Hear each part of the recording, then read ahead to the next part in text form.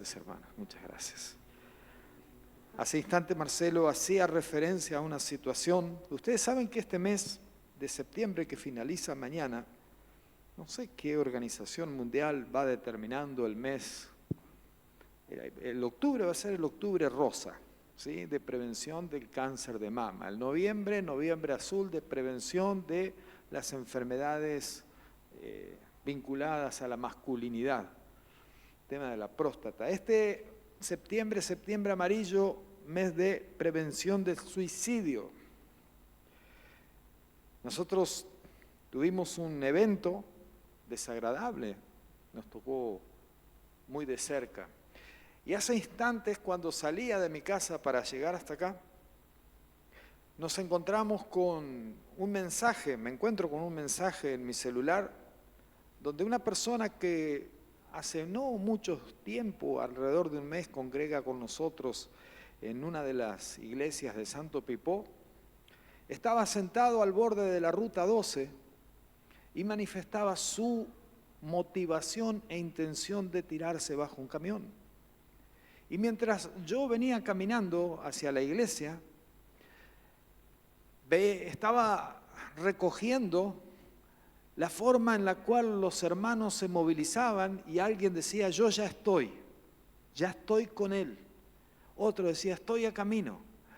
Y había toda una iglesia para ir a contener y para ir a apoyar a ese muchacho que hoy cumplía años. El día miércoles, en la reunión de oración que tuvimos allá, él manifestó que el año pasado también, para la fecha de su cumpleaños, él había prometido que ese sería el momento en el cual él terminaría con su vida. Hermanos, estamos hablando de cosas reales y estamos hablando de algo que es tremendo. Es un vacío que hay en la vida de las personas que solamente lo puede llenar Dios. Es un sentido para la vida de las personas que solamente la puede dar Dios. Solamente Cristo puede cambiar una mentalidad y puede darle un sentido a una vida. Y el papel y el rol de la iglesia es trascendente y es fundamental, no solo para contención ante la situación. Cuando llegué yo le comenté a Rubén, ¿cómo estás? Le digo, vengo alterado, vengo con una taquicardia, vengo con unos nervios. Y venía orando al Señor y esperando y deseando que el Señor escuche el clamor mío como el de todos los hermanos que estaban ahí, movilizados por esta circunstancia. Dice la carta de Pablo a los Efesios, capítulo 6, que no tenemos lucha contra carne ni sangre, sino contra principados, potestades, gobernadores de las regiones celestes, contra huestes espirituales de maldad. Y nosotros necesitamos entender esto. Necesitamos saber que este tipo de cosas no tiene que ver con carencia de entendimiento, aunque sí la hay. No tiene que ver con pobreza estructural, aunque sí existe. Tiene que ver muchas veces con un vacío y con la resolución de problemas, conflictos y con la incapacidad de visibilizar el sentido que Dios tiene para nuestras vidas. Necesitamos ser transmisores de esperanza. Necesitamos ser personas que mostremos en nuestras vidas y a través de nuestras palabras al Jesús que le da sentido a todo. Y perdonen esta introducción, pero a partir del pie que dejó así picando Marcelo, yo también necesitaba desahogarme. Y también ya oré y ya hemos colocado en las manos del Señor esta vida y esperamos que la gracia de nuestro buen y Señor Jesucristo traslade de las tinieblas a la luz admirable a este joven y pueda darle la capacidad de que en Cristo y en el ámbito y en el seno de la iglesia él pueda entender y comprender que Dios tiene un propósito para su vida, que lo ha traído a este mundo, no para que sufra, padezca, para el maltrato y aún para que tome decisiones inadecuadas, sino más bien que lo ha traído a esta vida para bendecirlo y para que sea de bendición. Esta mañana tuvimos un hermoso culto en Corpus. Agradezco a Dios por la vida de Rosana, Agustín y Cristian, con quienes compartimos el viaje y también el servicio al Señor allí. Damos gracias a Dios por la obra del Señor en ese lugar. Esta noche, muchos hermanos, ustedes no los encuentran acá, deben estar compartiendo el bautismo que se está haciendo en la iglesia Filadelfia del barrio El Mirador en Santo Pipó, lo cual también es una hermosa y maravillosa bendición. El miércoles pasado, la iglesia Filadelfia, Faro de Luz, nos constituimos como asociación civil sin fines de lucro y ya estamos a camino de la búsqueda de nuestra personería jurídica, porque tenemos planes, tenemos sueños de crecer, de avanzar, de instalarnos, de ganar territorio y de tener una presencia poderosa en ese lugar. Y Dios nos ha abierto puertas grandes y eficaces. Y qué bueno es cuando el Señor se mueve de esa manera. Entonces nosotros respondemos en consecuencia a nuestro Dios. Estas son buenas noticias para que también veamos que el Señor, en medio de las circunstancias a veces oscuras, nubladas, ¿sí?, cerradas, también Dios está obrando y está operando. Dice el Evangelio según San Mateo capítulo 9, verso 35, que recorría Jesús aldeas y ciudades, enseñando en la sinagoga de ellos y predicando el evangelio del reino y sanando toda enfermedad y toda dolencia en medio del pueblo. Y que al ver las multitudes se compadecía, tenía misericordia de ellas. ¿Por qué? Porque las veía como ovejas que no tienen pastor. Así que mirando a sus discípulos le dijo: a la verdad, la mies es mucha y los obreros son pocos. Pidan al Señor de la mies que envíe obreros para la cosecha. Y hermanos, este es un tiempo donde necesitamos levantar obreros para la cosecha.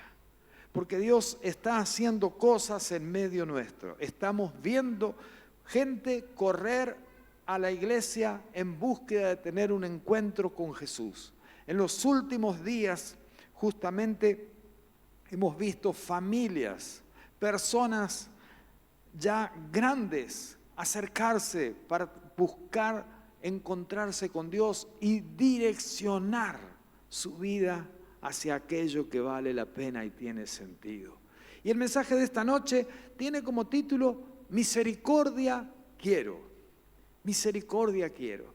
Y es extraído justamente del Evangelio de Mateo, capítulo 9, de los versos 9 al 13, que vamos a dar lectura en este momento. Si tenemos ahí en pantalla, usted lo puede seguir, San Mateo 9, del 9 al 13. Yo voy a estar leyendo por la versión Reina Valera contemporánea, que es un poquito más moderna.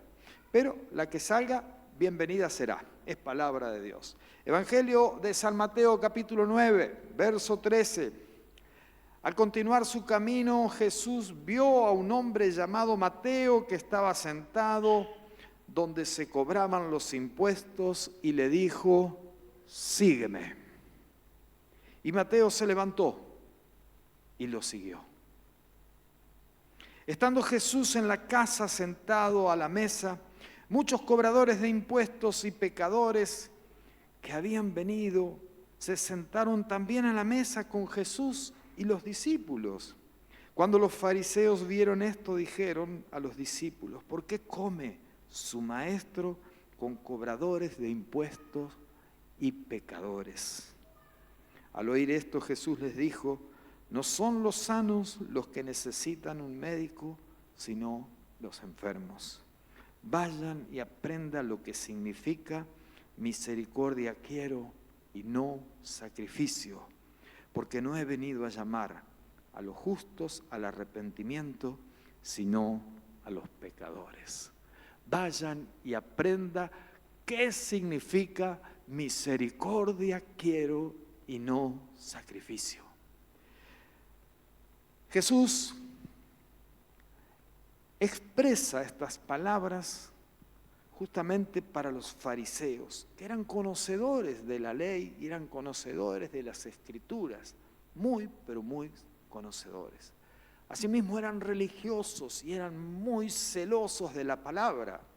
Por lo tanto, algunas de las actitudes de Jesús, como relacionarse con personas que tenían una vida visiblemente vinculada al pecado, que tenían una vida visiblemente vinculada a la corrupción, como eran estos funcionarios públicos cobradores de impuestos, les causaba un poco de cosa. Y sin embargo, es allí donde Jesús expresa: vayan y aprendan qué significa misericordia quiero y no sacrificio. La palabra misericordia la podemos estudiar en la procedencia de por lo menos 2 idiomas interesantes. Uno de ellos es en el latín. Y ahí vemos que misere significa miseria, que cordis significa corazón y el sufijo ia significa puesto o colocado en él. Misericordia es un corazón colocado en la miseria de otro, en la miseria, en la necesidad, en la carencia de otra persona. Eso es el significado de la palabra misericordia. En el hebreo tiene que ver con un sentimiento entrañable, es decir, que nace de lo profundo, que es visceral. Así como algunos dicen, estoy enamorado y tengo mariposas en la panza, misericordia significa esa sensación de ser conmovido por lo que le está pasando al otro. Es una palabra muy fuerte. Misericordia, quiero y no sacrificio. ¿Y por qué Jesús hacía mención a esto? Nada más ni nada menos que porque en el libro del profeta Oseas, capítulo 6, versículo 6, también este versículo, esta porción de la Escritura, fue pronunciada por Oseas. Misericordia quiero y no sacrificio, conocimiento de Dios antes que holocaustos.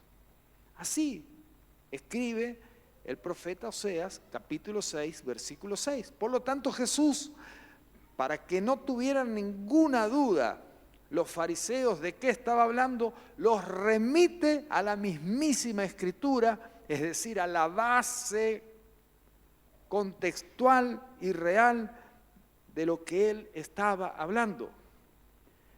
Y es eso lo que el Señor espera y aguarda de nosotros. Que nosotros podamos entender, en primer lugar, que estamos aquí porque la misericordia de Dios nos alcanzó a todos y a cada uno de nosotros. Porque el Señor nos miró con ojos de misericordia, porque vio en nosotros pobreza, vio en nosotros carencia, vio en nosotros necesidad. Vio en nosotros que si Él no intervenía y salía a nuestro encuentro para salvarnos, para redimirnos, para perdonarnos, para abrirnos las puertas a una vida nueva, nuestra vida sería justamente una vida que no tiene sentido. Con misericordia el Señor Jesús miraba a las multitudes y las veía perdidas como ovejas que no tienen pastor.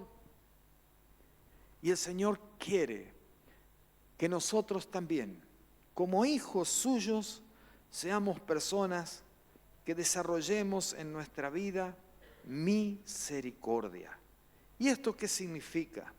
Que nuestra actitud para con las personas, ya sean que son nuestros hermanos o no, para con nuestro prójimo en general, que nuestra actitud para con aquellos sea una actitud de misericordia, una actitud de amor, una actitud que tiene que ver con entender las carencias, entender las necesidades, entender las debilidades, entender la pobreza, entender que así como nosotros también necesitamos, así los otros también, de la misma manera.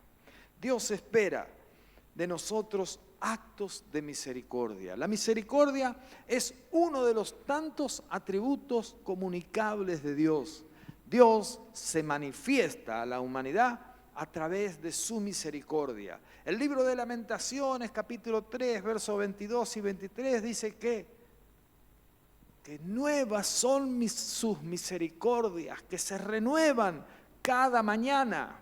Es decir, que todos los días el Señor nos extiende, como quien dice, un cheque en blanco, nos abre la puerta a una nueva oportunidad, nos da una nueva chance de que nos levantemos y nos ajustemos, nos calibremos y caminemos derecho con Él. Dios extiende sobre nosotros de su inmensa misericordia. Ustedes saben que también hay una parábola muy conocida que narra el Evangelio según San Lucas en el capítulo 10. Y esta parábola es conocida como la parábola de la misericordia, pero también es conocida como la parábola del buen samaritano. Vamos a resumirla para no leerla completa. Dice la Escritura que una persona bajaba de Jerusalén a Jericó y en ese momento fue atacado por ladrones y fue golpeado y fue maltratado y fue lastimado y fue tirado y quedó ahí a la orilla del camino. Y mientras estaba allí, en primer lugar pasó un sacerdote. Está hablando en el contexto del Antiguo Testamento. Pasó un sacerdote, lo vio y siguió de largo. Inmediatamente pasó un levita, también lo vio y pasó de largo. Y después aparece en escena un samaritano, un incrédulo. Y al verlo, esta persona se detuvo y fue llamado a misericordia. Y se bajó. Y dice la Escritura que limpió sus heridas, que las curó con agua y con vino. Dice la Escritura que tomó su cabalgadura, su caballo, y lo subió y lo trasladó hacia una posada. Y en ese lugar, ya estando en una posada, dejó pago 2 días y le dijo al posadero: atendelo. Y si hace falta más, cuando yo vuelva, me voy a hacer cargo de lo que gastaste. Nos pregunta ahí la Escritura. Jesús le pregunta ahí, ¿cuál de ellos vio en el otro al prójimo? Evidentemente fue el samaritano. Fue el samaritano el único de los 3 que fue movido a misericordia. Y a veces con nosotros pasa lo mismo. En los días de hoy encontramos a una persona en conflicto, en problemas, en circunstancias difíciles de llevar adelante, y pasa el pastor y no le da bolilla. Y pasa la líder de alabanza y está muy apurada porque tiene que ir a ensayar. Pero pasa alguien que es un incrédulo y ese se detiene. Ese se detiene e interviene en la situación y modifica la historia. Amados, esto es lo que Dios espera de nosotros: misericordia y no sacrificios. En la antigüedad había 5 tipos de sacrificios. Holocausto era el sacrificio por la expiación de los pecados, en los cuales se presentaba un animal que debería ser quemado hasta lo último, incinerado. Sacrificio de cereales, sacrificios de distintos tipos por la expiación de pecados, por las culpas. Y sin embargo Dios nos dice que Él no espera de nosotros sacrificios, sino espera de nosotros misericordia. el desarrollo de la misericordia en nuestras vidas. Y el desarrollo de la misericordia en nuestras vidas es algo que tiene que ver con el entendimiento.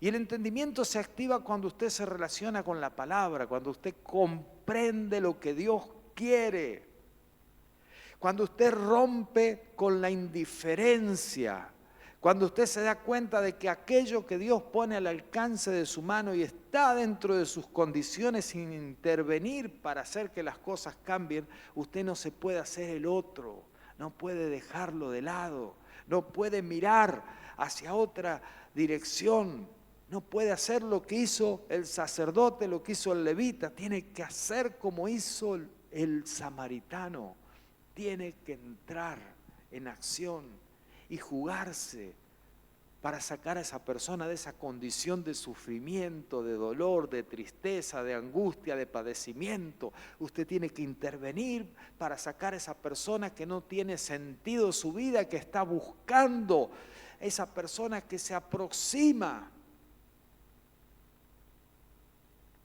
Muchas veces los tiempos no los sabemos discernir. Y pensamos que a lo mejor tenemos todo el tiempo del mundo para actuar o intervenir.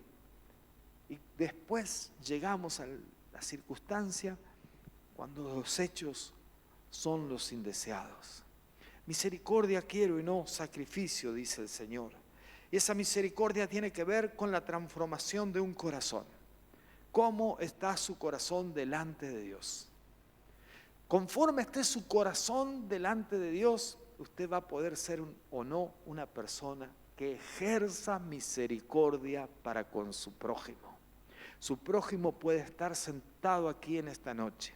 Su prójimo puede ser su compañero de trabajo, su compañero de estudio, puede ser su empleado, puede ser su empleador, su prójimo puede ser su vecino o su prójimo puede ser un ilustre desconocido.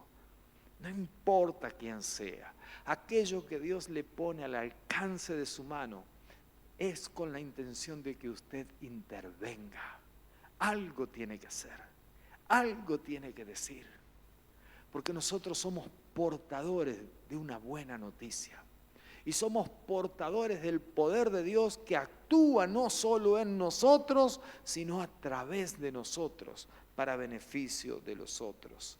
La obra del Espíritu Santo es la única que puede transformar un corazón y puede abrir las puertas al desarrollo de un corazón misericordioso. Es la obra del Espíritu Santo la que hace que un corazón duro se vuelva un corazón sensible. ¿Se acuerda cuando el profeta Ezequiel decía, les cambiaré ese corazón de piedra por un corazón de carne? Dios quiere hacer en nosotros un corazón sensible. La obra del Espíritu Santo es la que hace que un corazón avaro se transforme en un corazón generoso. La que hace que un corazón presuncioso se transforme en un corazón humilde. La obra del Espíritu Santo transforma un corazón arrogante en un corazón servicial. La obra del Espíritu Santo hace que el corazón egoísta se transforme en un corazón solidario. La obra del Espíritu Santo opera tan fuerte en nosotros que hace que un corazón tramposo se transforme en un corazón recto y honesto delante de Dios. La obra del Espíritu Santo es aquella que hace que un corazón sucio por la práctica intencional del pecado se transforme en un corazón limpio, para que se cumpla en nosotros esa bienaventuranza que dice, bienaventurados los de limpio corazón, porque ellos verán a Dios.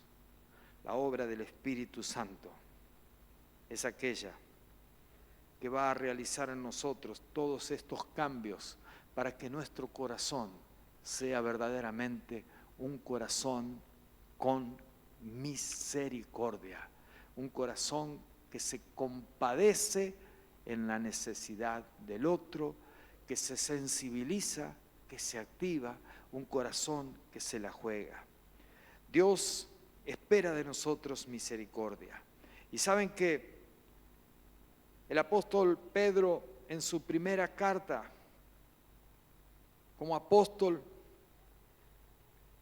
capítulo 1, verso 3, dice lo siguiente: bendito sea el Dios y Padre de nuestro Señor Jesucristo, que es por su gran misericordia y mediante la resurrección de Jesucristo nos ha hecho nacer de nuevo a una esperanza viva.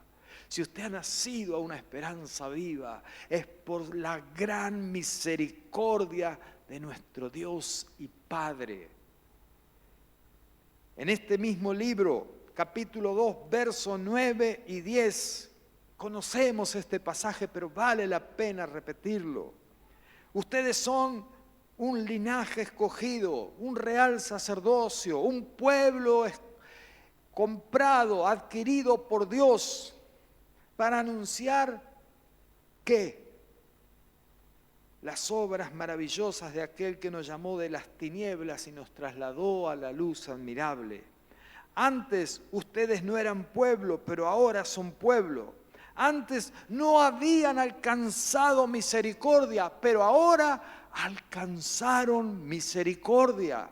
Fue la misericordia de Dios la que a nosotros, hermanos, nos extrajo de un mundo de perdición y nos plantó en un mundo de esperanza. Fue la misericordia de Dios la que nos hizo familia de la fe. Es la misericordia de Dios la que nos une. Es por la misericordia de Dios que podemos ser funcionales, porque somos distintos, porque tenemos miradas diferentes, porque ante una misma circunstancia responderíamos de maneras completamente inusuales y que no necesariamente tendrían que ser las mismas. Somos distintos, pero por misericordia estamos juntos. El Señor espera de nosotros misericordia. El Salmo 103, verso 8. ¿Se acuerda del Salmo 103? Bendice alma mía al Señor y bendiga todo mi ser su santo nombre. Bendice alma mía al Señor y no te olvides de ninguno de sus beneficios. Este mismo Salmo 103 en el verso 8 dice: el Señor es misericordioso y clemente, es lento para la ira y es grande en misericordia. Verso 11: tan alta como los cielos sobre la tierra es su misericordia con los que le honran. Este mismo salmista es aquel que dice en el Salmo 56:3, mejor es la misericordia, mejor es tu misericordia que la vida, por eso mis labios te alabarán. Pruebe de la misericordia de Dios, acuérdese de dónde salió, recuerde en qué condiciones estaba, acuérdese cuando el Señor le abrazó, cuando el Señor le hizo sentir su amor, su cariño. Acuérdese cuando el Señor le dignificó, cuando el Señor le abrió puertas. Acuérdese cuando el Señor le prosperó. Acuérdese cuando el Señor le perdonó.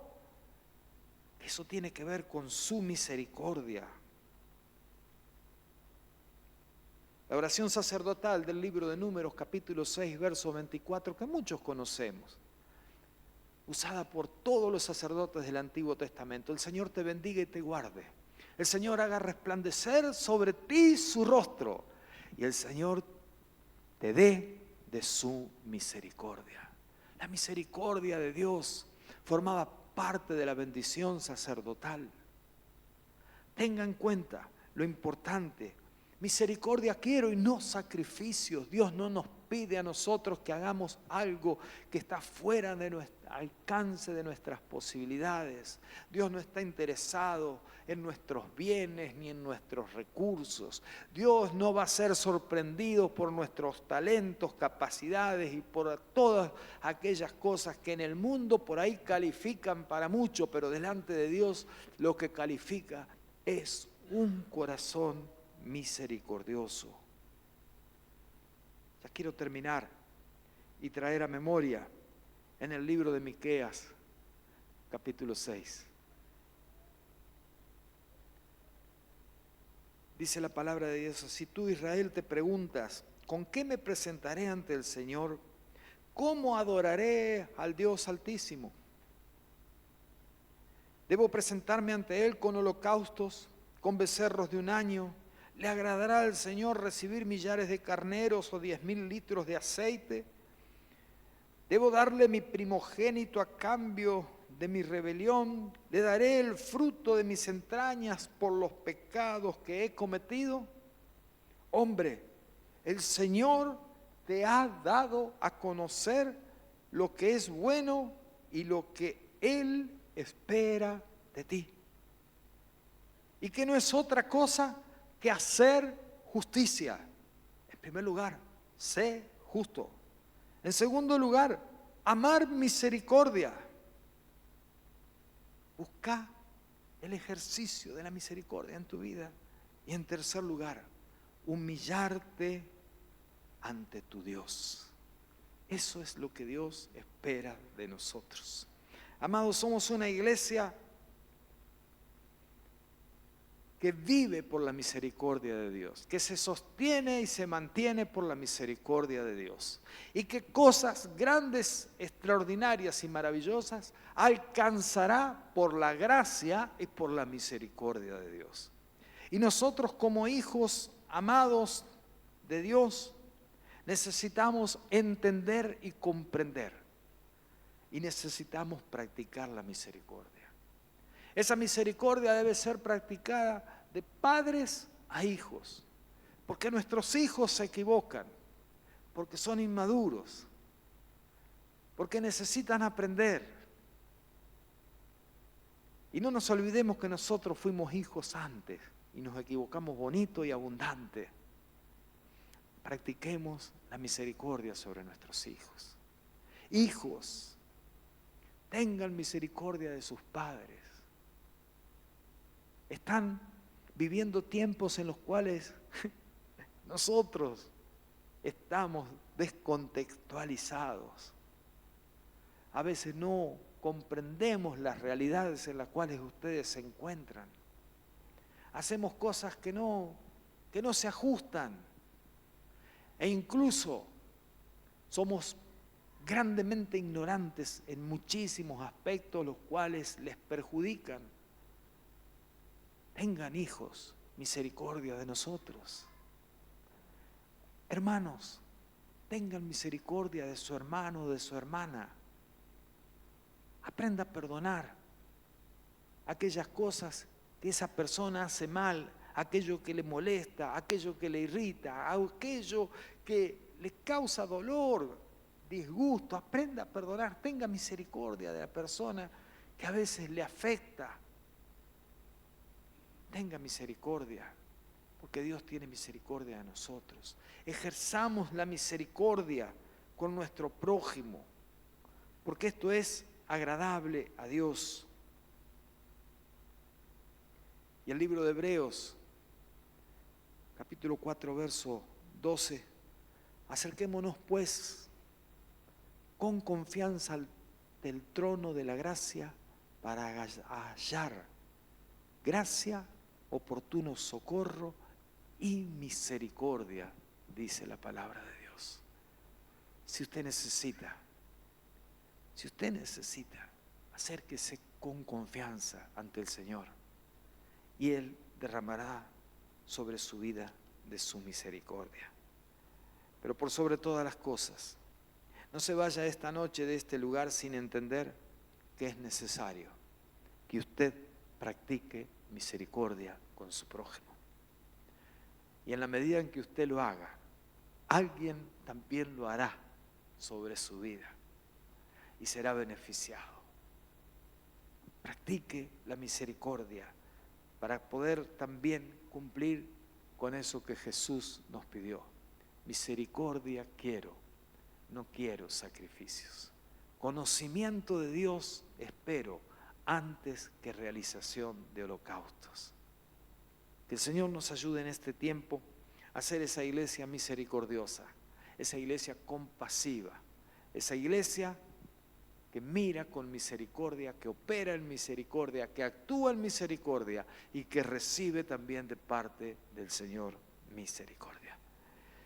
Para que esto suceda, queremos en este tiempo profundizar nuestra espiritualidad. Y justamente Rosana decía, respecto del flyer que vimos hace un instante, queremos buscar a Dios con más y mejor intensidad. Queremos acercarnos a Él en oración y en ayuno. Y hemos pensado en un ayuno congregacional para el día miércoles 9. ¿Sabe que un ayuno es una disciplina espiritual que consiste en privarse de distintos alimentos, sólidos o líquidos? Un ayuno es una disciplina espiritual que tiene como objetivo que usted se acerque al Señor para que Él le pueda hablar de manera personal y distintiva y pueda revelarle cosas importantes para su vida. Un ayuno es un tiempo en el cual usted habrá de dejar de lado muchas de las cosas del mundo que le rodean para poder calibrar su mente y su corazón en la búsqueda intencional de Dios. Y a través de la oración usted podrá hablar directamente con el Señor y podrá expresarle aquellas cosas que le afligen, que le preocupan. Por eso, este día miércoles es un día que es laboral. Muchos comenzarán su jornada de manera normal, pero aquellos que puedan, de 6 a 7 de la mañana, vamos a estar aquí en el templo para tener un tiempo de oración. Y después de 8 a 9 de la noche vamos a entregar ese ayuno. Tal vez algunos puedan hacer un ayuno de sólidos y de líquidos. Tal vez algunos, por cuestiones que tienen que ver con su metabolismo personal, necesiten comer, puede comer. No hay problema. Necesita beber, beba. No hay problema. No ponga en juego su vida. Practique una vida normal, pero consagre su corazón. Disponga ese día en apartar su mente y su corazón para entender y comprender las cosas de Dios. Ese día será el día que vamos a dar una milla más. Vamos a esforzarnos más para que el Señor vea también en nosotros ese interés de conocer y comprender sus planes, sus propósitos y nos pueda hablar. ¿Cuántos queremos recibir algo más de Dios? Y no es recibir algo más porque estemos inconformes con lo que tenemos, sino que queremos algo más desde el punto de vista espiritual. Queremos entender y comprender realidades que hoy nos ponen en condiciones difíciles como las que están atravesando estos chicos en Pipó. Queremos ver personas que puedan salir de la depresión. Queremos ver personas que puedan comprender el sentido de sus vidas y encontrar respuestas a preguntas las cuales no les podemos dar. Por eso, miércoles 9, levántese más temprano de lo normal. Ese día, haga un esfuerzo. Consagre su día. Prepare de antemano algunas canciones para adorar al Señor en la intimidad. Si puede venir a la iglesia, venga. Si no puede venir, no hay problema. Si puede venir a la noche, venga, haga un esfuerzo por venir a compartir juntos este tiempo en el cual habremos de entregar el ayuno que vamos a realizar al Señor. Saben que usted va a recibir en la semana algunos flyers que le van a animar y que le van a dar base bíblica de quiénes ayunaron, de cómo ayunaron, de qué condiciones estaban cuando lo hicieron y de qué forma Dios respondió ante esas situaciones. Todas nuestras mujeres que están haciendo el estudio de la reina Esther saben en qué condición estaba el pueblo judío y saben de la valentía, del coraje, saben de la revelación de Dios sobre esa mujer para plantarse ante una situación de exterminio y decir, vamos a ayunar y a buscar a Dios. Dice la historia que el rey Josafat sintió miedo porque estaba sitiado y convocó al pueblo a ayunar y a orar, porque el enemigo se lo iba a comer como los primeros duraznos, hermano. Y Dios le dio la victoria. Daniel ayunó y Dios le dio la victoria. Nuestro Señor Jesucristo ayunó y el Señor le dio poder y autoridad sobre todas las cosas. Y nosotros como iglesia tenemos herramientas y tenemos armas, tenemos recursos para enfrentar las dificultades de la vida y dentro de ellas las disciplinas espirituales. La oración y el ayuno. El quedarse sin comer no significa que nosotros le estamos haciendo una huelga de hambre al Señor. Tenga en cuenta esto. El quedarse sin comer significa que usted está matando la carne para que su espíritu crezca. El consagrarse, el dejar de usar las redes sociales, el no conectarse con las cosas del mundo, deje de lado las noticias, ese día deje de lado todo aquello que no forma parte de la espiritualidad en la máxima expresión de lo que usted puede. Si usted está en atención al público, trabaje como tiene que trabajar, hágalo con gana, con gracia, con alegría, demuestre que es un hijo, una hija de Dios sin problema, pero su corazón resérvelo para el Señor en todo tiempo. Ponga alabanza en su boca, ponga en su pensamiento la escritura. Ore en silencio como oró Nehemías cuando estaba frente al rey y le preguntó ¿qué necesitas? Dice la escritura que Nehemías oró y respondió, pero no dice la escritura que Nehemías comenzó a hablar en voz alta. Ore con la mente, que Dios lee pensamientos y pesa corazones, pero ese miércoles 9, como iglesia, hagamos el esfuerzo de orar y ayunar y presentar nuestras necesidades, nuestra familia, nuestra iglesia, nuestro pueblo. Vamos a crecer, vamos a mejorar nuestra calidad de la espiritualidad, vamos a desarrollar una espiritualidad vibrante, vamos a conocer a Dios de una forma que antes no lo hemos conocido. Estamos a tiempo. No importa cuántos años tenemos, estamos a tiempo de conocer algo nuevo. Estamos a tiempo de recibir una nueva revelación, estamos a tiempo de recibir una nueva promesa, estamos a tiempo de ser bendecidos, así que no dejemos de lado esta oportunidad hermosa que el Señor nos da de que como pueblos nos juntemos y nos reunamos en un mismo espíritu, en un mismo sentir, con un mismo propósito, que es buscar a Dios. Amén. Vamos a orar entonces en esta noche para dejar